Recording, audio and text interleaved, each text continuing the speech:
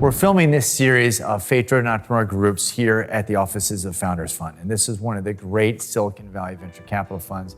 And Jessica and I decided to take a pause and say, gosh, if we're going to be here in like the home and the heartland of funding of entrepreneurial ventures, let's talk about funding a little bit. Let's talk about venture capital. Let's talk about private equity. Let's talk about generally the concept of raising money.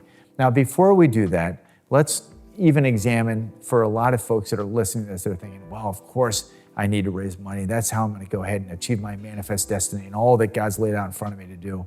But it's probably really good. In fact, it's definitely really good to just pause first and just ask, should we be raising money to begin with? Right? Totally. I think so many of us entrepreneurs, we don't even think about it. Like we don't think of it as a strategic decision.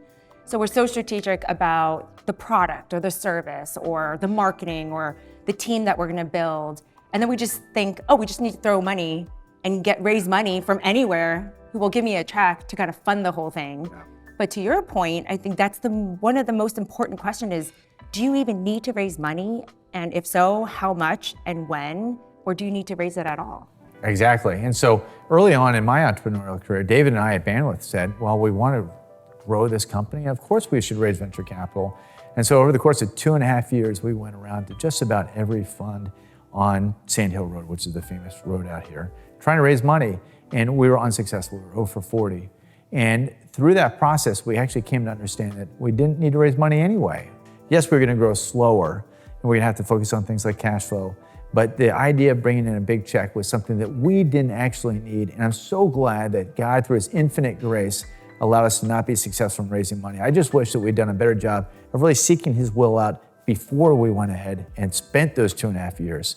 I really think that if we prayed and fasted about whether we should be raising money to begin with, I think we would have gotten that answer and we wouldn't have been so willful about the fundraising process. And you probably would have run your business differently, right? Oh, so if undoubtedly, you just got the funding that you wanted to raise 2.5 years before, it would have totally changed the trajectory. We would have bought a Super Bowl ad and we would have been out of business within 6 months. 100%. So I think that's the thing, is that we often don't think about, the funding is probably one of the most influential decisions that you're going to make on your business. Yep. It's going to impact what you build, how you build it, how fast you grow, even the type of people you hire, who you work with. It's so strategic, and it took me 3 startups to understand that. I mean, what I started off saying was me. Like, I started my first business out of my dorm room and then the second business, and I just thought, I spent so much time on what we're going to create and what the vision is and what God put in my heart. And then I just went out and tried to get money. Yeah. And didn't think about who I was raising it from, and I learned a lot of lessons there.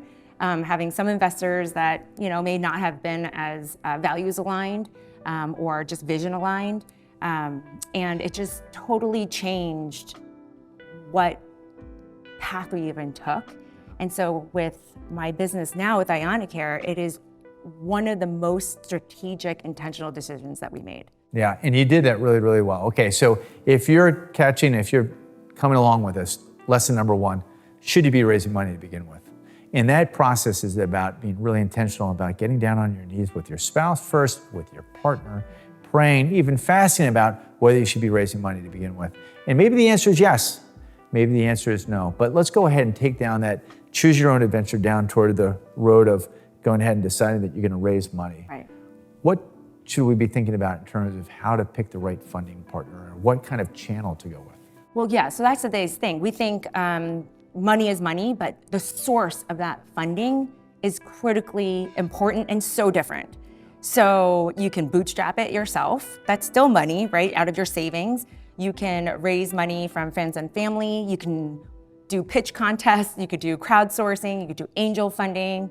You can get funding from your customers too, which is actually an interesting, yes. Very much overlooked a lot of times. Of course, we know that we can grow our company based on cash flow, and that's traditional money from customers, but we can also get some customer financing. That's another story. Bringing them in, they're a little bit more strapped to the mast with us. That's such a good point, because a lot of times we think of funding as just, they're not actually buying from you, or it's like the payment model, right? So to your point, if a customer pays a whole year up front, yes, that's funding for your business that you don't need to get from outside, and you own more of your business. Yeah, but that's critically important, because when you are starting your business and you think, I need money to do this or hire people, it's just about what source is that coming from? And with each source, it comes with different expectations, different ownership that they're going to take from your business, different time horizons.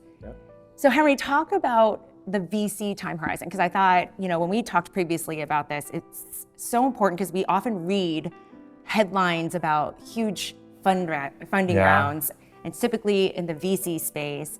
And so everyone thinks that that's like the first and only place that you can get funding. But talk about the role of venture capital firms and where it's placed in the bigger picture of any kind of financing. A lot of what Sovereign's Capital does is lower to middle markets, private equity, and a lot of public equities. But a part of what we do is also venture capital. We've got a great fund that Jake Thompson runs.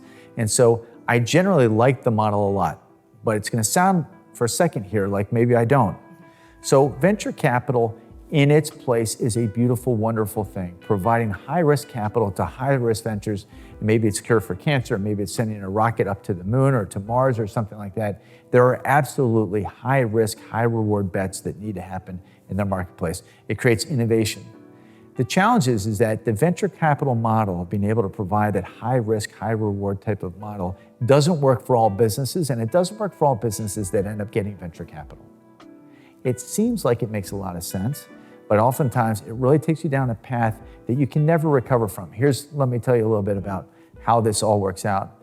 A venture capital fund is used to taking bigger bets for these higher return or higher risk opportunities. And as a result of that, they know that some good number of the companies that they invest in are going to go belly up, which means that those that work out well have to vastly outperform the aggregate of those that do not work out well. So they now have a vested interest in seeing lots of expansion, lots of risk, lots of growth. Now, if you came into this funding round because you knew you needed some growth capital, you wanted to raise a couple $1 million, you wanted to be able to get some new marketing people in, maybe you need to get some new technology. When you bring that money in and you take it from a venture capitalist that wants to see you become a unicorn, and let's take a step back for a second. All of us as entrepreneurs would love to be the next Bill Gates or Mark Zuckerberg and have that type of financial success.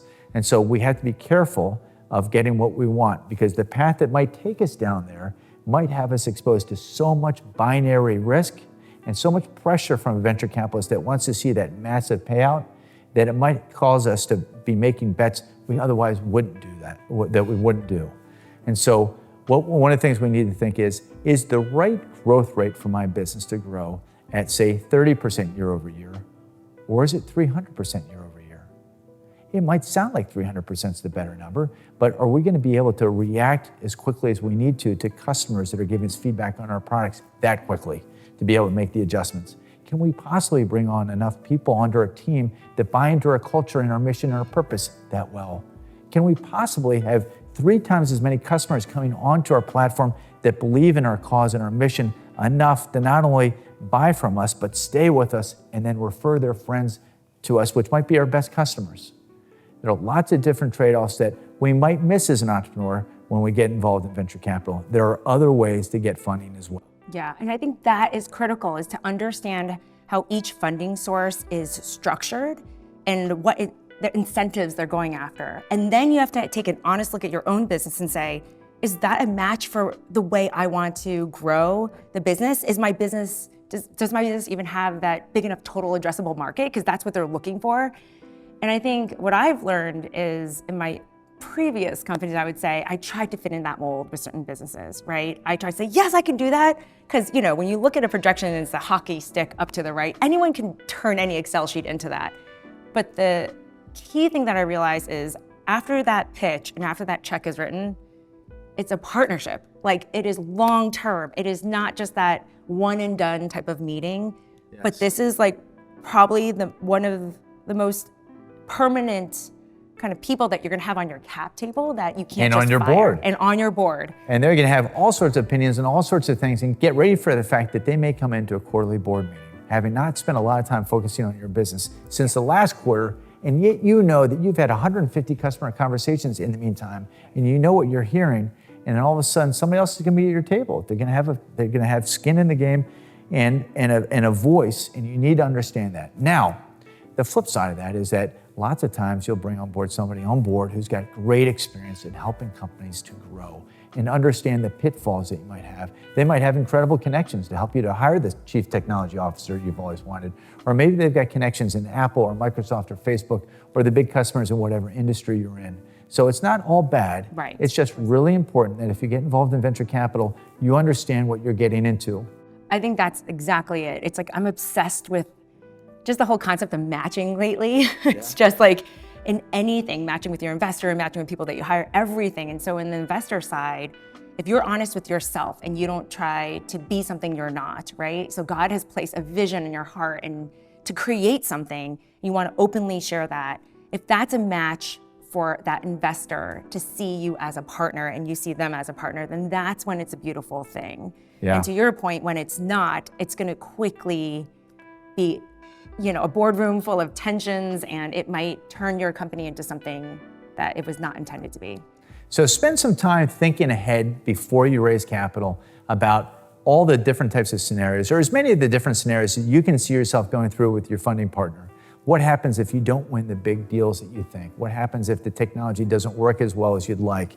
What are those different scenarios on when things don't work really well? Of course, if you become a unicorn, everybody's happy and you all celebrate when you ring the opening bell on the NASDAQ. But most companies don't have that path, or at least not a clear path. And so the question is, what does it look like to be in partnership with that funder? Ask them, what does it look like for other companies they've invested in when things haven't worked out well? Talk to those companies, not just the ones that have been successful. Talk to the ones that have not gone well. Ask the venture capitalists, tell me about the failures in the last round. Can I talk to 3 of them? That's how you'll really understand. That was the number one piece of advice that I got, and it really helped. And it can be awkward to ask that when you're in this kind of wooing state of getting Let me talk to all your old Yeah, boyfriends. talk me to the ones that, just didn't meet its expectations. I want to know. But that is the most important call that you'll have, because it's easy when things are going up to the right for the relationship to be dandy. But when things don't go well, how is that investor in the boardroom? How is that investor personally? Because it's super stressful for the entrepreneur to go through any kind of turmoil with their business. And so is that investor supportive, understanding? What was their style? And again, there's no right or wrong answer, but it's just about finding the match that will enable you to kind of stay grounded and focused on that vision that you set out to achieve. Indeed. And if you're watching and you're listening up to now, you might think that this is just a big game. In a way it is, and I'm going to tell you how you can win that game 100% of the time. And it's a lesson actually I learned from Jessica on the car ride up here today, because we talked about her different funding experience, and you talked about this most recent time when you're able to just stick to your guns, because ultimately it was your vision, but you got a sense that God called you to this, right? So some funders were saying, well, maybe you should do this, maybe you should do that. And maybe the old Jessica might have said, oh, if that's what I need to do to get the money, but not this Jessica. Not this time. I mean, I remember just in this last round where there was an investor that said, oh, wow, the reason why we like your solution is that it will be 100% tech and you won't need any human touch. And they said, if that's it, we're all in. And almost to the point where they wanted to lead this round. And the old Jessica would have been like, great, that's awesome. Let's just do it now because we need that funding today. But I corrected the person and I said, actually, it will never be 100% human, at least for the foreseeable future, because this is the most human experience that's very vulnerable for people, because we're talking about caregiving. And so if that's what you believe, this will not be a good match for us, because that is critical to serve our caregivers in the way that we need to be served, and nothing's going to veer away from that. And that investor was kind of taken aback, and then we had a full-on discussion, which was beautiful, and it ended up being just a great discussion. We did not have them in our round because I think we fundamentally had different visions, but it was a respectable discussion. And I think that's the thing. When you're looking for a partner, you no longer pitch, because when you think about pitching, it's one way. It's like, you're catching my pitch, right? Yeah. But it's not a one-way thing, it's a two-way thing. Like, you're looking for a match. We have to be a match for the fund, and the fund has to be a match for us. And the conversations, the questions, the way you even feel in the meeting will be less pressured in just getting that yes, and you just are looking for that partner. I will even say getting the no's, which no matter how awesome you are, if you really think of it as a match, there will be matches that aren't right, right? So you will get tons of no's, but I no longer take them too personally. Of course, it never feels good, but I don't take them personally anymore because I said, well, if I was true to myself and it wasn't a match for them, then they're not a match for us. So let's move on. Let's go find our match. So your faith gave you a freedom. And this freedom, interestingly, wasn't one where it just took away any type of responsibility or any impetus to be able to honor the call that God gave you. It surely didn't lead to sloth or complacency, but it gave you this freedom to understand that your identity wasn't rooted in whether you're going to walk out with a $20 million term sheet or not. And there's something really freeing about that. And I think that that's something that gives all of us as Christ followers an advantage. And that is that if our identity is rooted in the fact that we are beloved children of the Most High God who loves us so much and doesn't need our success, doesn't need our funding round, and that we can't earn our own salvation, we're in a spot to be able to be faithful to the opportunity that's presented in front of us and to walk into that meeting, hoping and praying that we might be able to find the right partner, but to also stick to our guns, to stick to the original vision that God gave us. And when we do that, we can lose. But it means then that we'll be able to take our skills and our talents and our experience in the next situation. Maybe it's in the next company, maybe it's as a team member of another company, to be able to honor God, because ultimately our identity is in Him. And it's out of gratitude for that that gives us the extra power, the nuclear energy, if you will, to be able to have a chance of being able to be really successful. And then, as you had mentioned, in doing so, doing it for God's glory, not ours. And again, that is freeing, and that gives us a great advantage, whether it's in fundraising, whether it's in operations and execution, or whether it's leading culture. So Jessica, thank you for having modeled that. It is awesome creating with you. And thank you all.